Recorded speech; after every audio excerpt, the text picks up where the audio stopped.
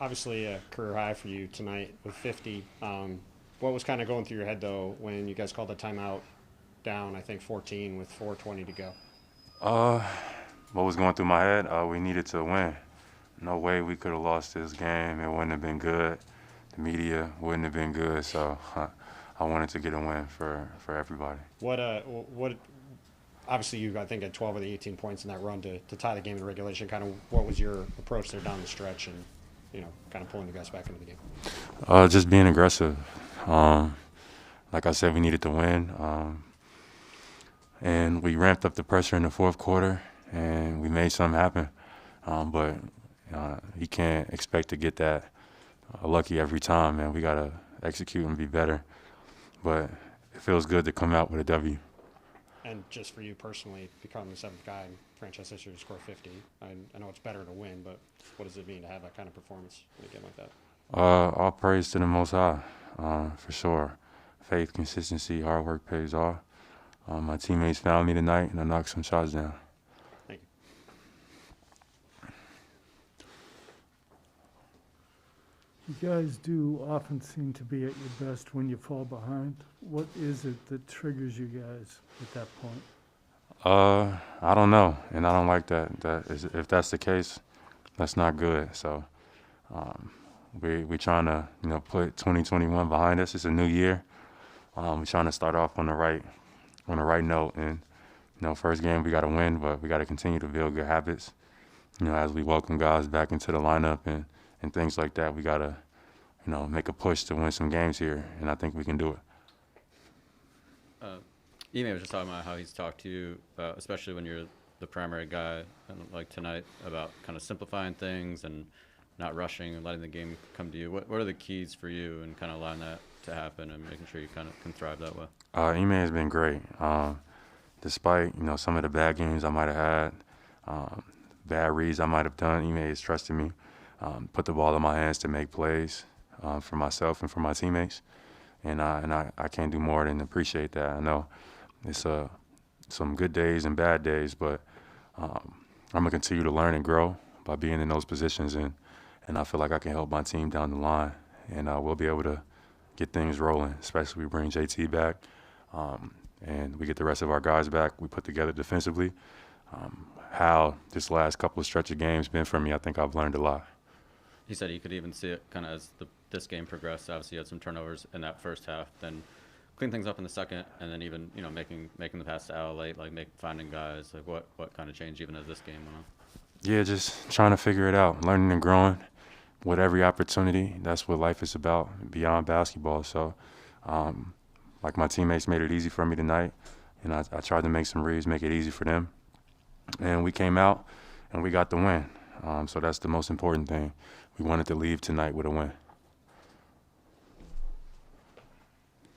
Jaylen, when you're having a career night like that, is there a certain point where you kind of realize you're on and it might be a special night? To be honest, I didn't even realize until the last shot, like when I had 47. Other than that, I was like just being aggressive as I can be, getting to the basket. I didn't feel like those guys could stay in front of me, so I was just gonna keep getting to the basket, keep blowing by them off the first step. And I looked up and I had 47. And I was like, damn. And then I hit the three that off the smart pass that made it 50. But I wasn't even really paying attention until it got to like 45 or 47. And you guys went on an 18-4 run to close regulation. You had, I think, 14 points. What did you kind of see out there down the stretch that made you so successful? Down the stretch, we ramped up the pressure, got some stops. We made Orlando, bring the ball up the floor with pressure, which made him a little bit uncomfortable. We was able to get some stops and then run. A lot of those points came in transition from passes from Dennis, who played great, from Smart, who made some great passes. And we made some easy baskets that helped us climb back into the game. But like I said, we don't want to be in those positions too often. We might not get as lucky as we did tonight with the win. So, yeah, we got to keep building good habits. So there's been a lot of troubles with crunch time offense when you guys already are in the lead. Obviously, this is great crunch time offense coming back. And usually a lot of it is that after like the first action, you guys will try to you don't really know what to do from there. But tonight, it was either you attacking deep to the rim or just continuing to move the ball and get a shot with like a few seconds left on the shot clock. So you said you learned a lot about trying to lead the offense these last few games. What did you learn about executing in crunch time? Just watching film. I had a really good film session over the last couple of days with Joe Mazzulla, our assistant coach, and just watching how teams are guarding.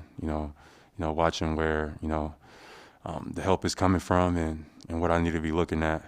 As I continue to move forward, I got a lot more to learn, but I definitely felt better going into this game, and just gonna continue to build off of that, making the right plays, keeping it simple, like you said. When you're doing one of those film sessions, are you just looking at like the things that didn't work out and trying to figure out how to do those better, or are you also looking at what did work and trying to balance it out? Everything. Watched like yesterday, we watched the whole game. I watched all my minutes, watched the whole game, watched where, I made some good plays, where I made some bad ones, and how we can be better. Also watched other guys, other clips of guys around the league, and just, talk things out and, try to emphasize what to really look for when teams are, guarding you and stuff like that. In the second quarter, you had a pass that went through Al Horford's hands, come out to the timeout, you kind of toss the towel up, you're kind of going through it, looked like you were kind of saying, I should have thrown this pass. You plop yourself down on the bench. What's going through your mind at that point in the second quarter when you made that turnover, and how do you pull yourself out of that kind of moment to have the fourth quarter that you had? Yeah, a lot of unforced turnovers, which has been frustrating for me and probably everybody watching, but some of them came from, just lackadaisical passing or slipped through somebody's hands or miscommunications, etc. So those moments are frustrating, especially when you're trying to do your best to take care of the basketball. But the way I see it is, you can't be afraid to make mistakes. You got to continue to keep playing, keep being aggressive, regardless of whatever the situation, however the game is going to go. That should have evened out down the line. We got, I don't know how many games left, 40, 50. We'll figure it out. Just keep playing and keep guarding, and keep making the right plays, keep trying to do the right things. And, I have faith that everything will work itself out, but can't stop being aggressive. So that was my mindset. Does anybody say anything to you in that moment, or they just leave you alone? Everybody on the team and even the coaching staff said the same thing. Like, Jaylen, you trying to do the right thing. You looking at the right stuff. Just keep being aggressive. He may said the same thing to me throughout the game. Just don't take your foot off the gas. Keep being aggressive. That should have worked itself out. And I'm grateful that he continued to put that confidence in me because I just kept being aggressive all game. Thanks. We'll wrap it up right there. Thank you, Jaylen. Thank you, guys. Presented by your New England Ford dealers. Built for America.